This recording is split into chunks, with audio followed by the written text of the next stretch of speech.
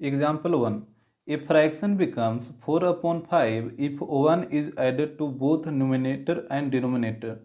कह रहा है कि एक फ्रैक्शन है जो 4/5 हो जाता है यदि 1 को न्यूमिनेटर और डिनोमिनेटर दोनों में ऐड किया जाता है। If, however, 5 is subtracted from both numerator and denominator, the fraction becomes 1/2. कह रहा है कि यदि 5 को न्यूमिनेटर और डिनोमिनेटर दोनों से सब्ट्रैक्ट किया जाता है तो यही फ्रैक्शन 1/2 हो जाता है।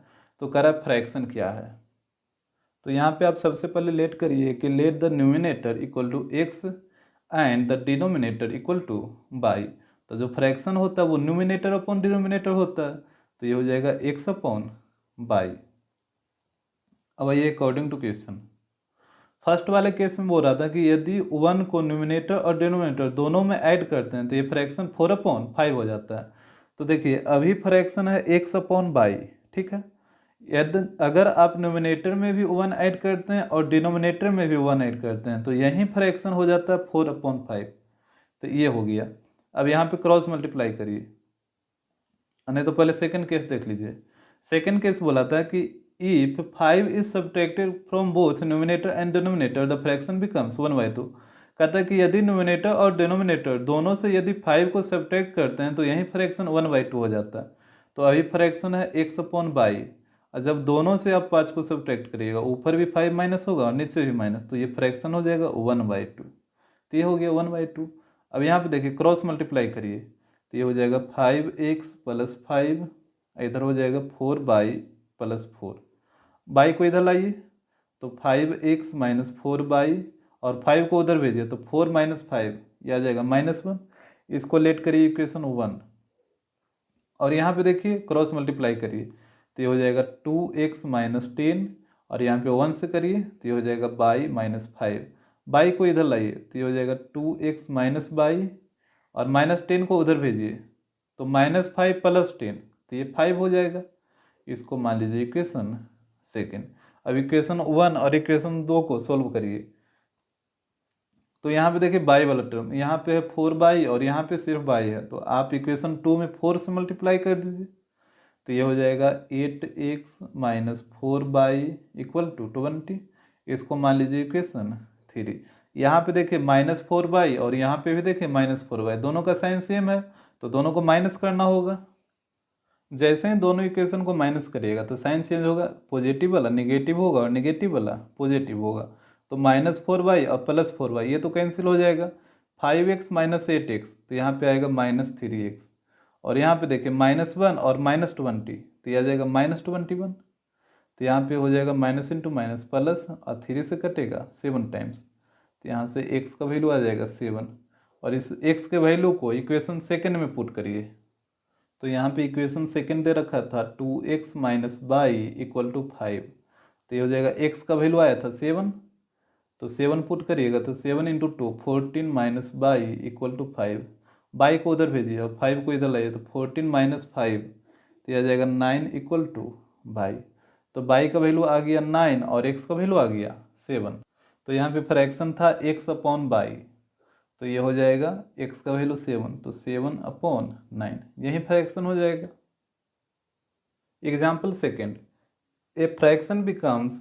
A fraction is such that if the numerator is multiplied by 3 and the denominator is reduced by 3, we get 18/11। कह रहा है कि एक फ्रैक्शन है यदि उसमें नोमिनेटर को 3 से मल्टीप्लाई कर दिया जाए और डिनोमिनेटर को 3 से रिड्यूस कर दिया जाए, रिड्यूस का मतलब उसको 3 से माइनस कर लिया जाए, तो फ्रैक्शन हो जाता है 18/11। लेकिन if the numerator is increase by 8, यदि न्यूमिनेटर को 8 से इंक्रीज कर दिया जाए इसमें उसमें 8 ऐड कर दिया जाए, एंड डिनोमिनेटर इज डबल, और डिनोमिनेटर को डबल कर दिया जाए मतलब उसको 2 से मल्टीप्लाई कर दिया जाए, तब फ्रैक्शन मिलता है 2/5। तो कह रहा है फाइंड द फ्रैक्शन, वह फ्रैक्शन क्या है। तो सबसे पहले लेट करिए कि let the numerator equal to x and denominator equal to y. तो यहाँ पे फ्रैक्शन हो जाएगा x/बाई। अब देखिए अकॉर्डिंग टू क्वेश्चन, यहाँ पे फर्स्ट वाले केस में बोला था कि एक फ्रैक्शन है जिसमें यदि न्यूमिनेटर में 3 से मल्टीप्लाई कर दिया जाए और डिनोमिनेटर को 3 से माइनस कर लिया जाए तो ये हो जाता है 18/11। तो देखिए यहाँ पे फ्रैक्शन है x/बाई, बोला कि न्यूमिनेटर में 3 से मल्टीप्लाई करना, तो ये हो गया ×3, और डिनोमिनेटर को 3 से माइनस कर लेना है, तो बाई माइनस 3, तब ये फ्रैक्शन हो जाता है 18/11। ये था फर्स्ट केस।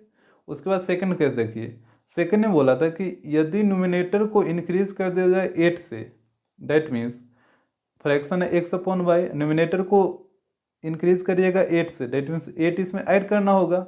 और बोला था कि डिनोमिनेटर को डबल कर दिया जाए, तो डिनोमिनेटर है बाई और इसको डबल कैसे करिएगा, 2 से मल्टीप्लाई करके, तो हमको मिलता है फ्रैक्शन 2/5, दैट मीन्स यहाँ पे हो जाएगा इक्वल टू 2/5। यहाँ पे कैलकुलेट करिए, यहाँ से देखिए 6 बार में ही कटेगा। अब यहाँ पे क्रॉस मल्टीप्लाई करिए, तो ये हो जाएगा 11x इक्वल टू 6/-18। 6 को इधर लाइए, तो 11x माइनस 6 इक्वल टू -18। इसको मान लीजिए इक्वेशन 1। और इस साइड वाले को सोल्व करिए, तो यहाँ पे क्रॉस मल्टीप्लाई करिए, तो ये हो जाएगा 5x + 40।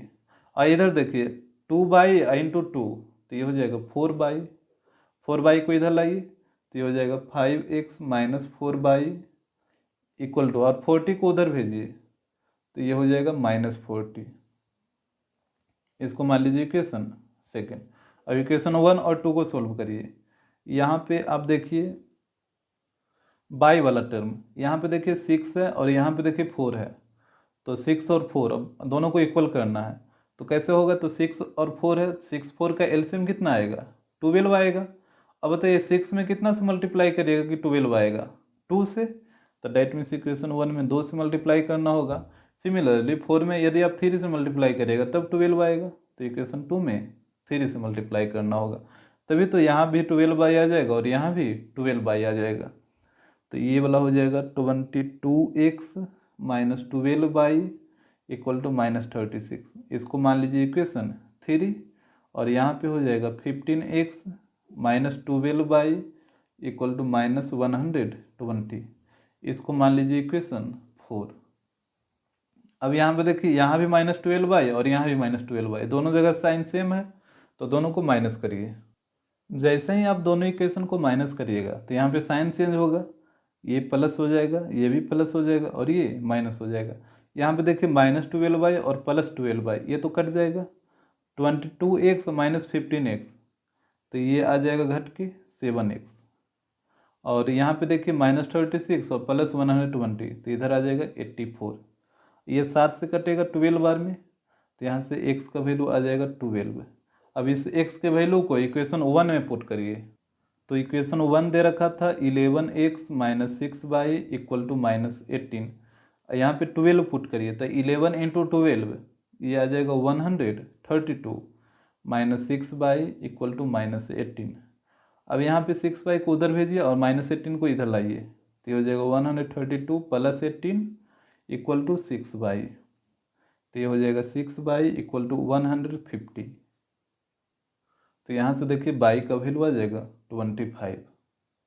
अब देखिए फ्रैक्शन था x/y, तो ये हो जाएगा x का वैल्यू 12 और y का वैल्यू 25, तो फ्रैक्शन आ जाएगा 12/25। Example 3, the denominator of a fraction is 4 more than twice the numerator. कह रहा है कि एक फ्रैक्शन का जो डिनोमिनेटर है वो न्यूमिनेटर के दोगुना से 4 अधिक है। When both the numerator and denominator are decrease by 6, जब न्यूमिनेटर और डिनोमिनेटर दोनों को 6 से डिक्रीज कर लिया जाता है, then the denominator becomes 12 times the numerator, तब डिनोमिनेटर है जो न्यूमिनेटर का 12 टाइम्स हो जाता है। तो कह रहा है डिटरमाइन द फ्रैक्शन, वह फ्रैक्शन क्या है। तो यहाँ पे सबसे पहले लेट करिए कि let the numerator equal to x and the denominator equal to y, तो यहाँ पे फ्रैक्शन हो जाएगा x/y। अब अकॉर्डिंग टू क्वेश्चन देखिए, फर्स्ट वाला केस में क्या बोला था कि the denominator of a fraction is 4 more than twice the numerator, मतलब फ्रैक्शन का जो डिनोमिनेटर है वो न्यूमिनेटर के दोगुना से 4 अधिक है। तो एक तरफ न्यूमिनेटर को लिखिए और एक तरफ डिनोमिनेटर को लिखिए। और वो रहा था कि ये जो फ्रैक्शन का जो डिनोमिनेटर है ये वाला, ये न्यूमिनेटर के दोगुना से 4 अधिक है। तो यहाँ पे न्यूमिनेटर का दोगुना से, तो न्यूमिनेटर को पहले दोगुना करिए, तो ये हो जाएगा 2x। अब बोला कि ये जो बाई है वो न्यूमिनेटर के दोगुना से 4 अधिक है, तो ये वाला 4 अधिक है। तो जब ये 4 अधिक है, आप दोनों को इक्वल करें तो इसको भी क्या करना होगा, 4 अधिक करना होगा, तो इधर 4 ऐड हो जाएगा। तो पहला इक्वेशन आ जाएगा 2x, बाई को इधर लाइए तो माइनस बाई और 4 को उधर भेजिए तो -4। ये हो गया इक्वेशन 1। और उसके बाद सेकंड केस देखिए। सेकंड केस बोल रहा है when both the numerator and denominator are decreased by 6 then the denominator becomes 12 times the numerator. कह रहा है कि दोनों को 6 से डिक्रीज किया जाता है, जैसे एक तरफ x है और एक तरफ y है। ये हो गया न्यूमरेटर और ये हो गया डिनोमिनेटर। जब दोनों को 6 से डिक्रीज किया जाता है तो इधर भी 6 माइनस करिए और इधर भी 6 माइनस करिए। तो बोला कि जैसे ही दोनों को 6 से डिक्रीज किया जाता है तब यहाँ पे देखिए डिनोमिनेटर है वो 12 टाइम्स हो जाता है न्यूमिनेटर का। तो यहाँ पे यही है डिनोमिनेटर, तो ये 12 टाइम्स हो जाता है न्यूमिनेटर के, तो ये हो गया 12 टाइम्स। आप दोनों को इक्वल कर रहे हैं तो जब ये 12 टाइम्स हो रहा है तो इसको भी 12 टाइम करना होगा। डेट मीन्स इधर 12 से मल्टीप्लाई करना होगा। तो ये हो जाएगा 12x minus 72 equal to by minus 6। By को इधर लाइए तो ये हो जाएगा 12x माइनस बाई, 72 को उधर भेजिए तो -6 प्लस 72 तो ये हो जाएगा 66। इसको मान लीजिए इक्वेशन सेकेंड। अब यहाँ पे देखिए माइनस बाई, यहाँ भी माइनस बाई, तो दोनों इक्वेशन को माइनस करिए। जैसे ही दोनों इक्वेशन को माइनस करिएगा तो यहाँ पे जो प्लस है वो माइनस हो जाएगा, जो माइनस है वो प्लस हो जाएगा। तो माइनस बाई प्लस बाई ये तो कटेगा, 2x और माइनस 12x तो यहाँ पे आएगा -10x। और यहाँ पे देखिए -4 और -66 तो यहाँ पे आ जाएगा -70। तो ये माइनस माइनस प्लस हो जाएगा और 0 से 0 कटेगा तो x का वैल्यू आ गया 7। अब इस x का वैल्यू 7 को इक्वेशन 1 में पुट करिए।